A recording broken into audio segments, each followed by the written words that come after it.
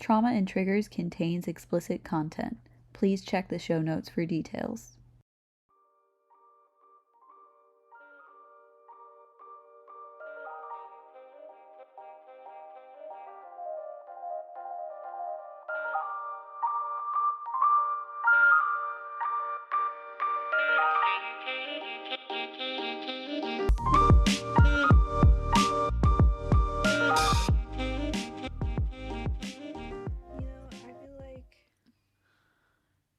Sometimes we should just do that. Sometimes we should just start it and have the extra pieces of us to edit and add to things. Should we have the extra pieces to edit?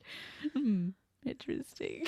I can help edit. I don't know how. You'll have to teach me, but I'll help do it. It's easy. Your battery is running low. You might want to plug in your PC. God damn it. A lot of extra bits were added in today. Do you think if I put cuck in the title of this episode, it would get, like, flagged? Props. Great. Alrighty. How much of our stuff is going to be monetized? So... Probably get some like Adam and Eve ads. I hope so. I hope I get a discount. Adam and Eve. I hope they send us products for us oh to my review. God. That would be amazing. Yeah, so we'll get stuff like that probably. So awesome. All right, get in the zone. Auto zone. Nope. What's our opening?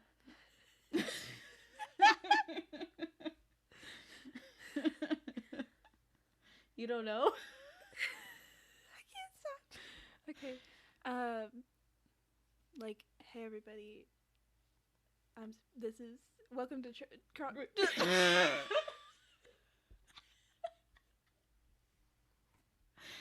Okay, don't look at me. I'm looking over here right now. Okay. Hello, everyone, and welcome to Trauma and Triggers. My name is Sabrina. And I'm Audrey. And we are going to talk about my favorite. Cucks. It just gets louder and louder. I love it. Amazing. So I feel like there's a lot of misconceptions about what a cuck is in the cuck community as a whole. Are they misconceptions? Or are they just very narrow views? Because like for me, like I think what I thought it was very simple. Like there's more to it than what I thought. Yeah, but I wasn't wrong about it. No, you know? There's a lot of like, you're not wrong. I think there's a view that like, specifically in like the conservative community, it's like a cuck is a person whose wife is cheating on him. Oh, really? People think that? Yeah. So they use the term in cuck the wrong way as like, oh, you're such a fucking cuck, because like they'll use that term for like maybe someone is a stay-at-home dad and their wife is out working, you know, stuff like that. Yeah, just to kind of demean masculinity. Yeah, it's like a demeaning thing. Okay. And interestingly, you know, we'll get into that later, but that's like one of the misconceptions about a cuck. I would say if someone's cheating on you, you're not a cuck. They're a piece of shit. Crazy thought. Yeah, let's use the demeaning words to the problem person. Yeah. So how the word kind of came to be what it is now in the English language, start way back in the past. Ever heard of cuckoo birds? No, I haven't. Cuckoo birds? Cuckoo? So they are a bird, and what they do, obviously, they're a bird. It'd be funny, cuckoo birds are fish. Obviously, they're a bird. First, They're a bird. So they lay their eggs in other birds' nests and let someone else raise their eggs. What a bunch of fuckers. Yeah. And then they'll also like go into nests and eat the other bird, like a smaller bird's eggs and stuff. So it came from that. And it used to be more like a man whose wife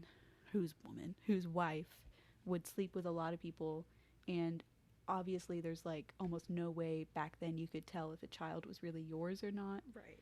So he would be a cuck because he's raising a child who's not his. So that's kind of how it started. And do you know bunny ears? Like people put bunny ears behind you. If you see that in like old portraiture, it's someone calling that person a cuck.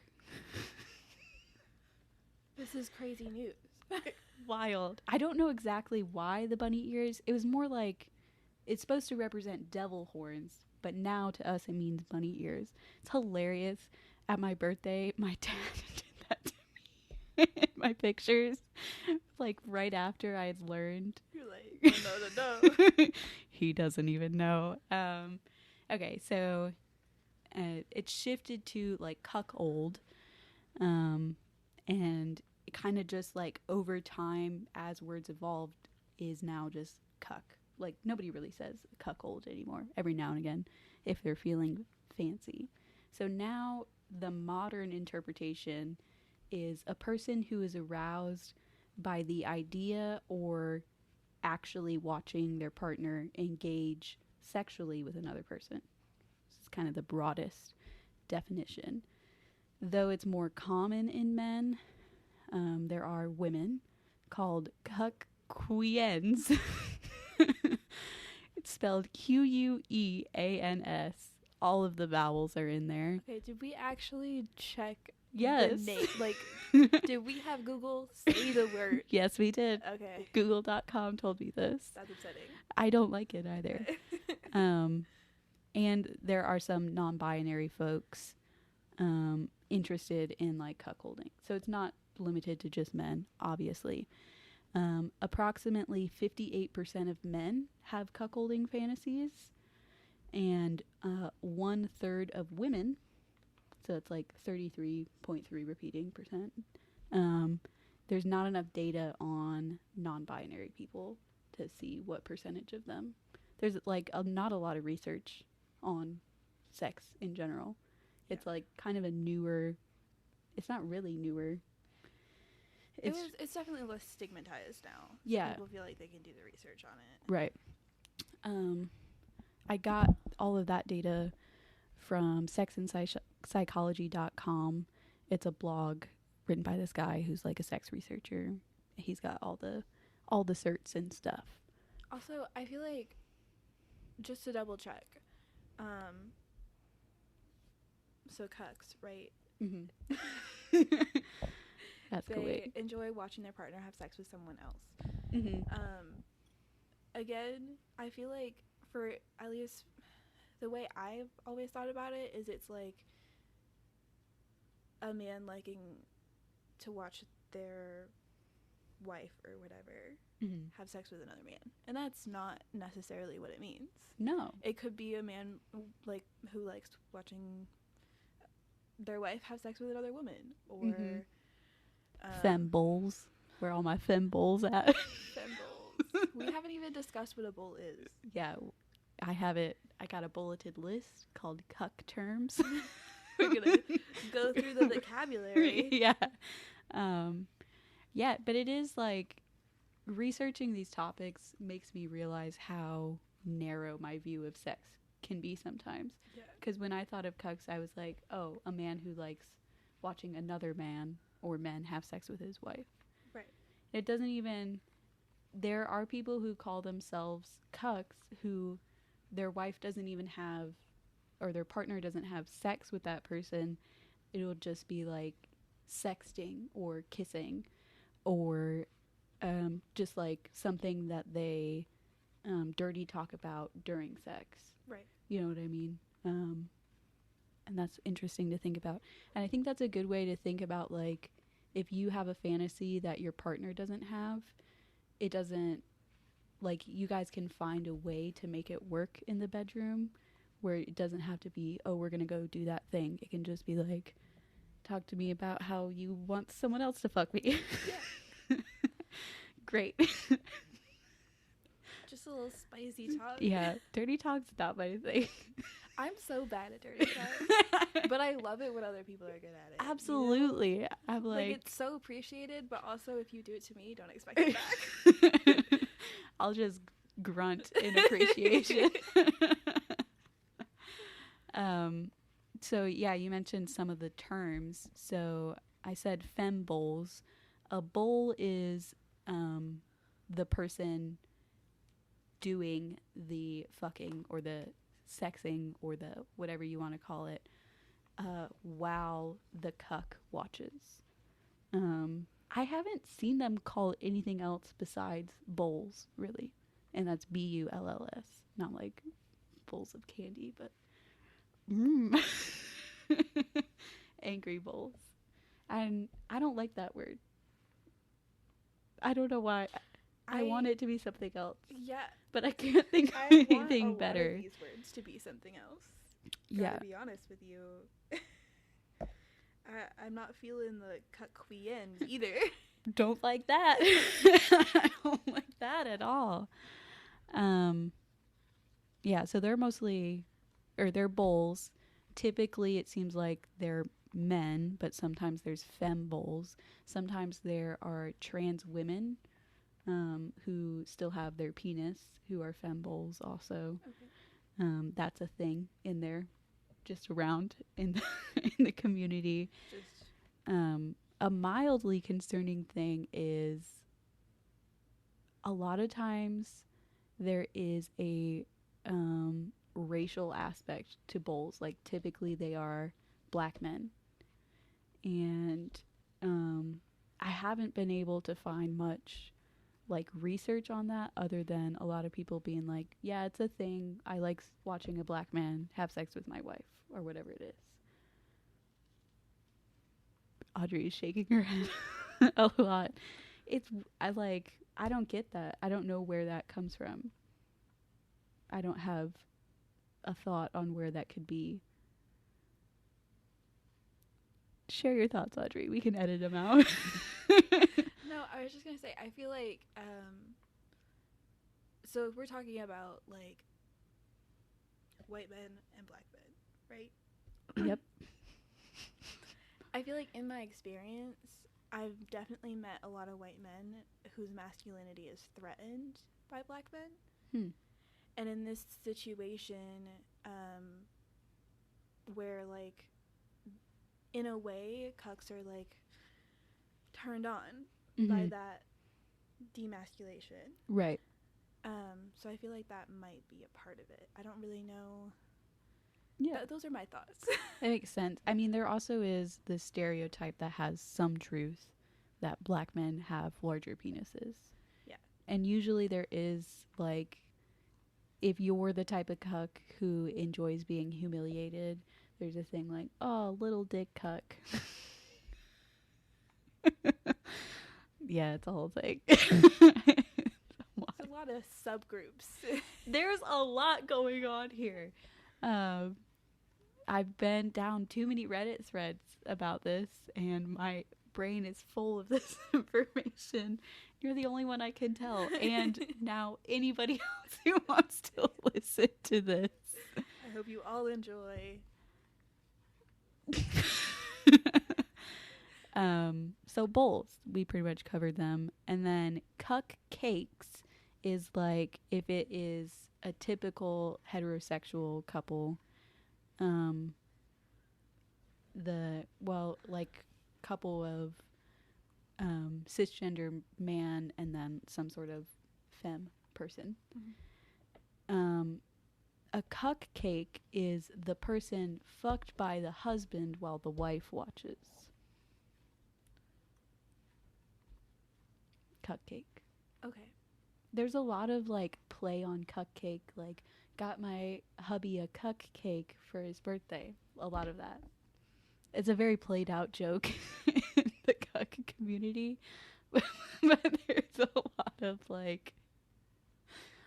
that. Yeah, the care, even shortened to just the cake. This is just a lot of me throwing you information, and you just like, K. So much happening. A hot wife is, the wife to a cuck who is getting fucked by a bull. A hot wife. So, some of these words are just like Floating. getting scrambled in my brain, and I just want to make sure that it is bull, B-O-W-L, and not bull, B-U-L-L. It is B-U-L-L. That's better. I've been thinking this entire time.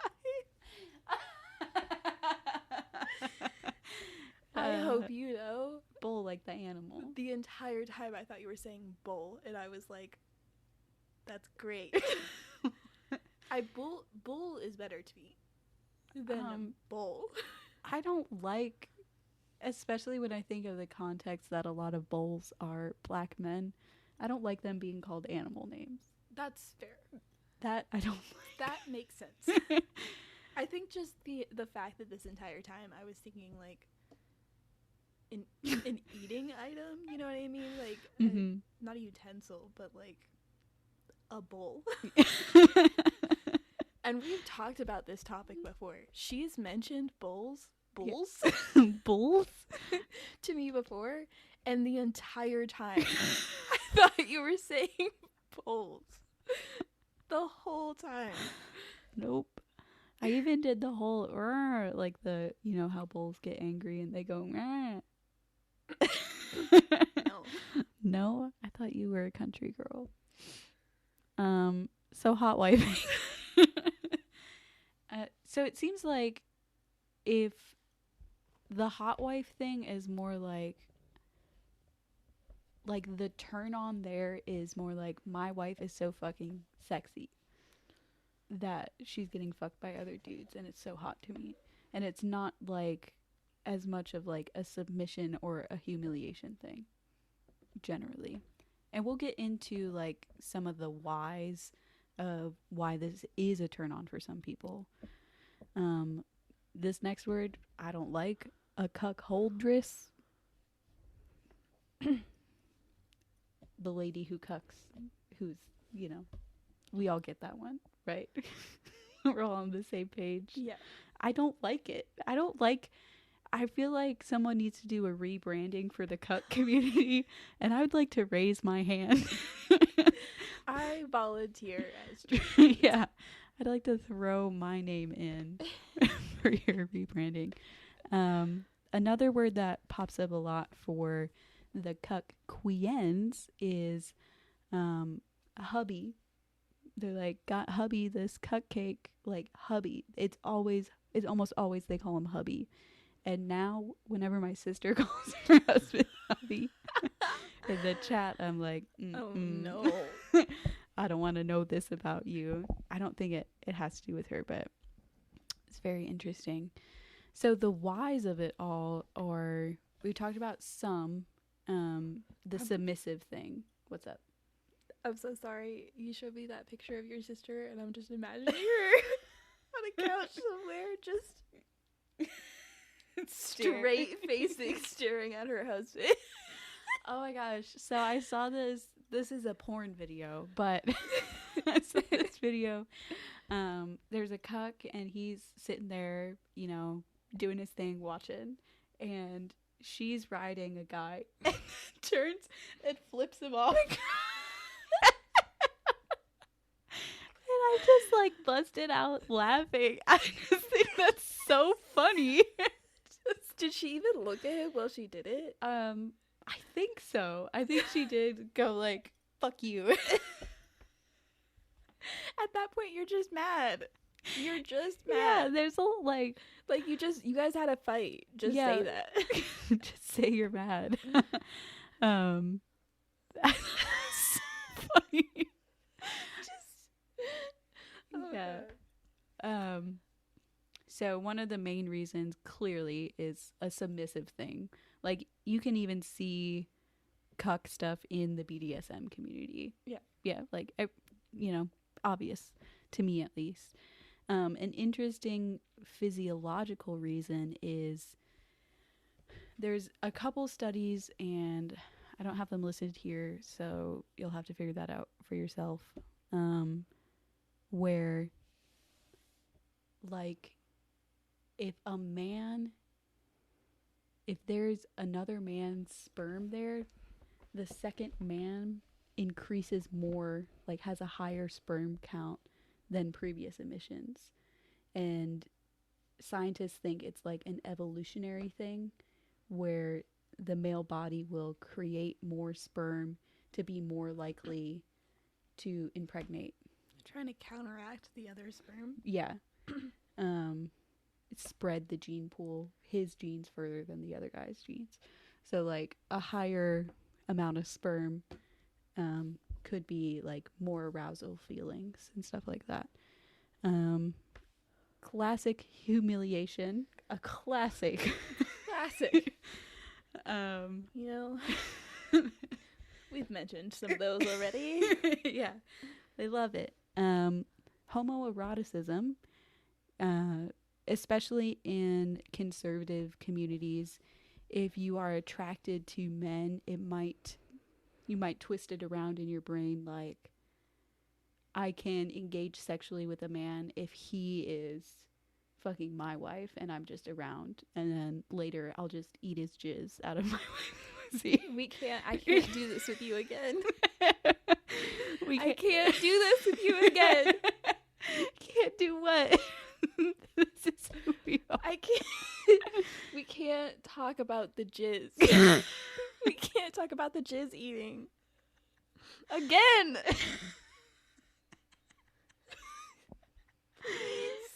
We don't have to talk about it other than it bothers both Audrey and I just because of the texture thing. Just because of the texture. I feel like that, and also out of a pussy, just like another layer of texture. It's another layer of texture. It's like fucking cold. Yeah. Fucking cold used jizz. Yeah. That is, just another one of those kinks where I'm like, God, why? Cum play is please don't throw up. Is one I don't understand. I'm thinking about the cum cake that you told me about. Yeah, I hate that for us.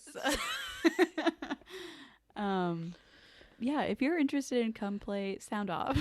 Let me know what that's about. Just label those emails not for Audrey's eyes. Like, I find it interesting, and like I really don't have that much against most of like the cum play ideas. It's just the eating part that gets to me. The rest of it is like, all right, cool. So moving on. Going on. Yeah. Homoeroticism is one of them.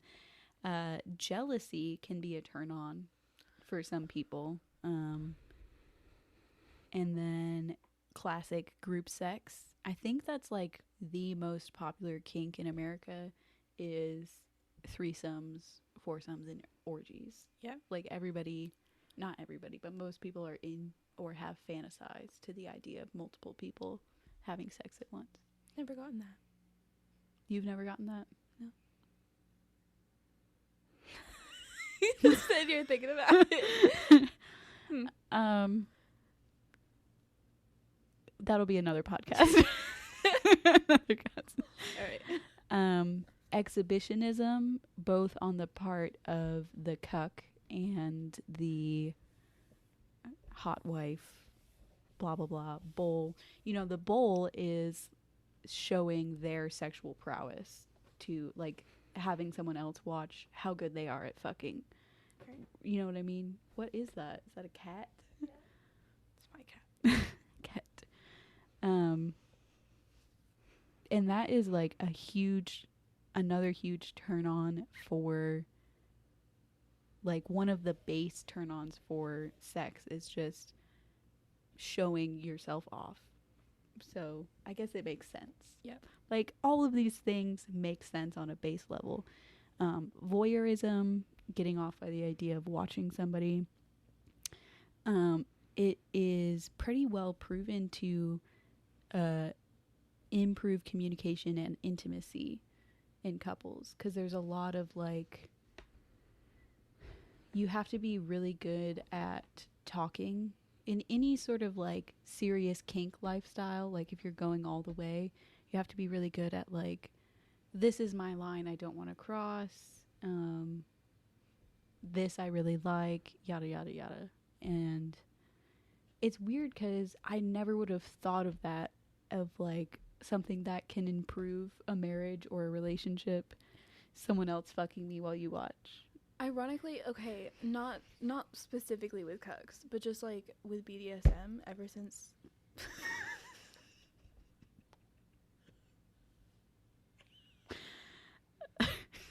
Just smacked the shit out of my elbow.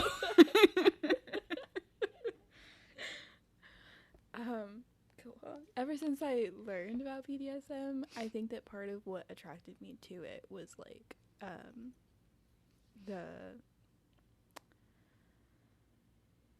communication. It feels like safety to me. Mm-hmm. Like the fact that like you kind of have to lay out all these terms and like talk about what's going on, because I feel like that's something that a lot of people struggle with sex. Yeah, for sure. I mean, that's one of the things we talked about in our perhaps unaired episode of Edge Play is like that community appeals to people.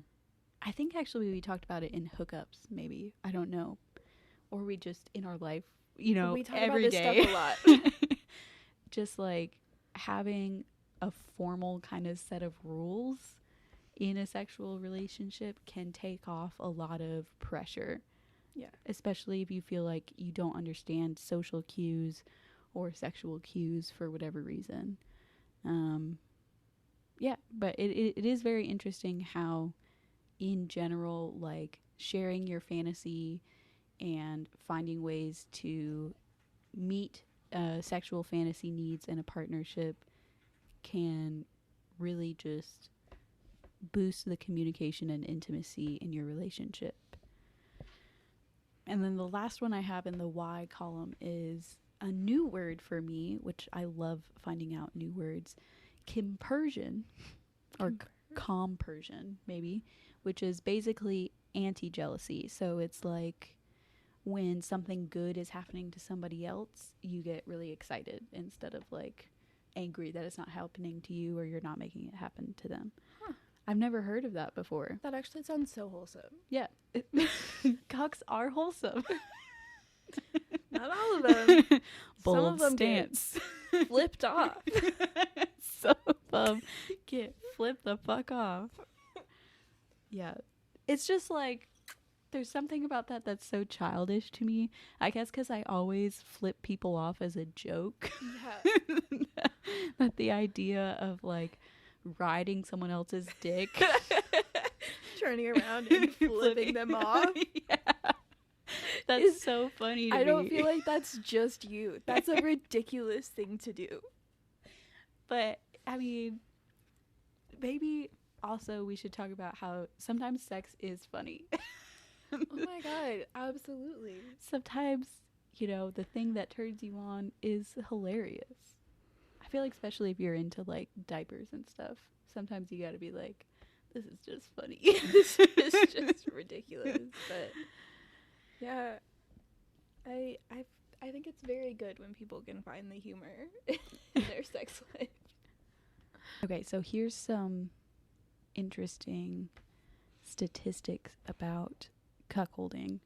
And this article breaks it down into two different types of cuckolding: voyeuristic cuckolding and exhibitionistic cuckolding. So voyeuristic is you're watching, exhibitionist is someone else is watching you. So 26% of heterosexual women have fantasized about voyeuristic cuckolding. 42% of non-heterosexual women have fantasized about voyeuristic cuckolding. 52% of heterosexual men and 66% of non-heterosexual men. And then 45 of those with non-binary gender identities have fantasized about it too. So I guess I did find some statistics. And that's just voyeuristic? Mm-hmm. And I'll get into the exhibitionistic. But it's interesting that, we were thinking, when we think about cuckolding, we kind of think about it as a heterosexual thing. But statistically, the people who fantasize about it more are non-heterosexual people. But that doesn't mean they engage in it more, just that they fantasize about it more. Right. Exhibitionist cuckolding, this is so interesting. 40% of heterosexual women fantasize about exhibitionist cuckolding, compared to 26% voyeuristic cuckolding. Okay, so that's almost double. So in this situation, the exhibitionist cuckolding, do you mean like, there's so many terms. Do you mean like the person, I'm trying to understand how you could cuckold and have somebody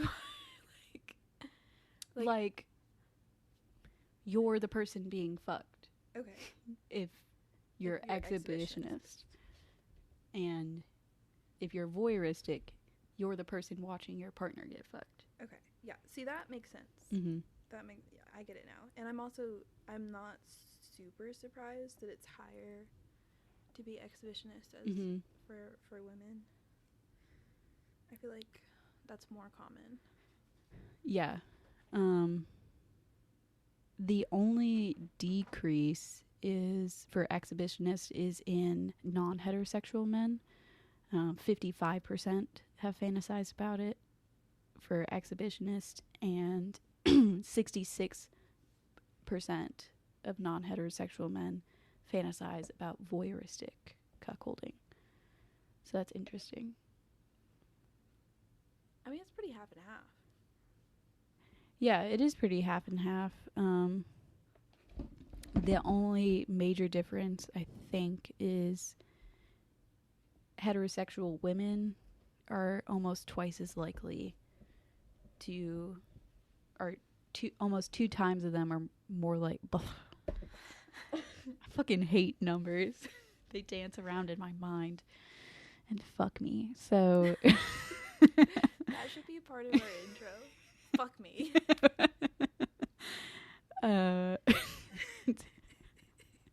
You get it. Heterosexual women prefer to be watched than watching their partner. Yeah. That makes sense. Another interesting thing is non-heterosexual men, they aren't as interested in like the BDSM cuckolding as heterosexual men are.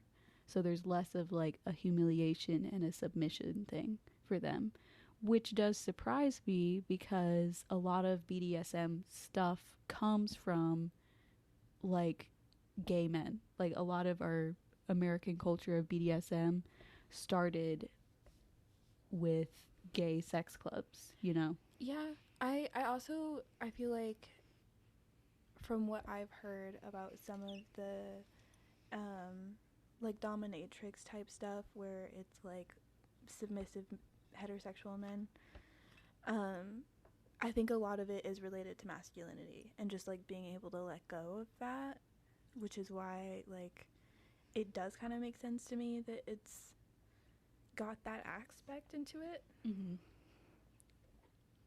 There's less pressure to be like macho. Yeah. And that's a couple things I've seen people talking about in r/cuck is how they kind of got into it was like they really wanted to be able to sexually please their partner, specifically the men, but felt like they couldn't because of body issues, whether like body image issues or they felt like their penis was too small, or it was just too much pressure. So being able to have a sexual connection with their partner, but not having to be the one who has all that sexual prowess and stereotypical masculine energy, made them be able to have a sexual connection with them. Yeah. And I think that's sweet. Like, you care It's so much. Oh my god, so romantic. One last fact things, and then we can just chat it out. So here are the links to cuckolding. Like, here's the stuff where it's like all of these things have it seems like you would probably be more likely to be a cuck or interested in cuckolding. Having a positive attitude towards sex, having a preference for thrilling and risky sexual experiences, excuse me, seeing sex and love as separable, which makes sense. Having more BDSM fantasies in general, having more fantasies about group sex in general, having more fantasies about consensual non-monogamy in general, having more fantasies about voyeurism and exhibitionism, and being older. And I think that makes sense. I don't know anyone our age, and I guess not everyone's like us, where we're just like, here's my kinks. Yeah, that really the personality issue. Yeah. I feel like. Exclusive to us. It does make sense that like more older people would be into it, I guess. Yeah. Sure. I feel like over time you like get used to your partner and you get more comfortable with sex because you've been doing it with like one person that you know really well. Mm-hmm. So like that positive sex connection might increase, you know? I don't know. That makes sense. Yeah. All of it is like making sense. Like pretty much everything I read is like, okay, yeah, if I think about it, that makes sense. I actually lied. I have one more interesting fact. I'm a liar. There is no link between cuckolding fantasies and self-esteem issues for heterosexual women. For men of all orientations and for non-heterosexual women, having cuckold fantasies was linked to reporting higher self-esteem. So typically straight women, if they have cuckold fantasies, there's no link to their self-esteem, no noticeable link. But men and non-heterosexual women, if they have cuckold fantasies, they're likely to report having higher self-esteem. I feel like to be open and willing to do that, you would have to have a higher self-esteem. Yeah. Yeah. You know? It's interesting that for heterosexual women, though, that doesn't seem to be. Maybe heterosexual women have so many self-esteem issues that. We already have enough issues. That it's like, whatever. Yeah, it's just very interesting. You know, all my cucks out there, reach out. Tell me your experience. Please. Every episode is just me begging for people's deeply personal. It's so interesting. And I mean, Reddit is a thing. Like, people obviously are looking for connection and to be able to, like, share their story and be understood and not judged. Yeah. And, like, we won't. We won't. We do find it fascinating. Sometimes we make jokes about it, but, like, that's just us. Like, we'll make jokes about our own kinks. We don't really care. We really do just find it fascinating, and I think it's fun to like learn about the different, you know, types of people that are into these things and why they're into them. It's just fascinating. It's just like, wow, I would love to just sit down and have a chat. Wow. Yeah, I mean, I think for us there's a difference of like just because the idea of you eating cold cum bothers me doesn't mean I think you're less of a human. Yeah. I'm happy that you like that. But if you tell me about it, I'll throw up. It's just one of our things. It's just what makes us us.